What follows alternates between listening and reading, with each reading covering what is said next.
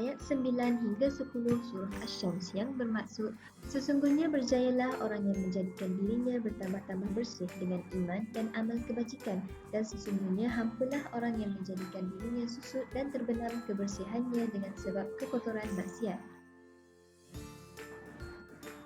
Pengertian Tazkiyatun Nafs. Tazkiyatun Nafs ialah satu usaha dan proses yang gigih dan bersungguh-sungguh untuk membersih dan menyucikan jiwa dari sifat-sifat yang tercela. Ianya melibatkan satu proses peralihan daripada jiwa yang kotor menjadi jiwa yang bersih.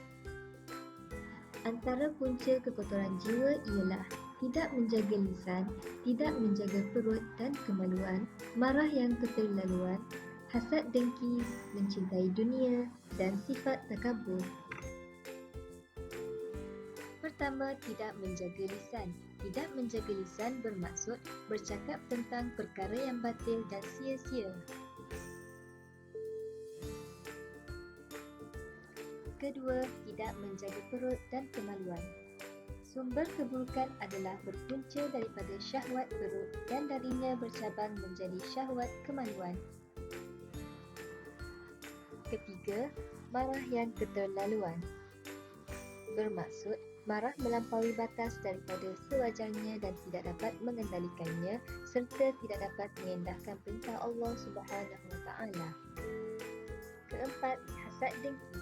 Hasad dengki ialah apabila seseorang tidak suka melihat nikmat Allah Subhanahu Wa Taala yang ada pada saudaranya dan dia menginginkan agar nikmat itu lenyap daripada saudaranya.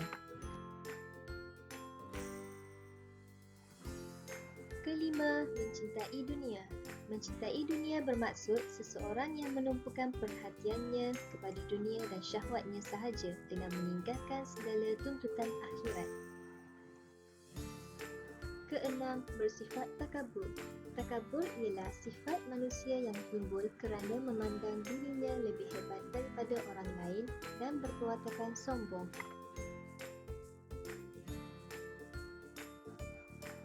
Antara kaedah tazkiyatun nafs ialah menunaikan solat, berpuasa, membaca Al-Quran, berzikir, membayar zakat dan menunaikan haji. Pertama, mendirikan solat. Solat merupakan pemusnahan sifat sombong terhadap Allah Subhanahu Wa Taala serta pengakuan akan ketuhanan dan kekuasaan Allah Subhanahu Wa Taala. Kedua, berpuasa. Puasa merupakan penawar terhadap jiwa bagi merawat syahwat perut dan kemaluan serta melatih jiwa untuk sabar.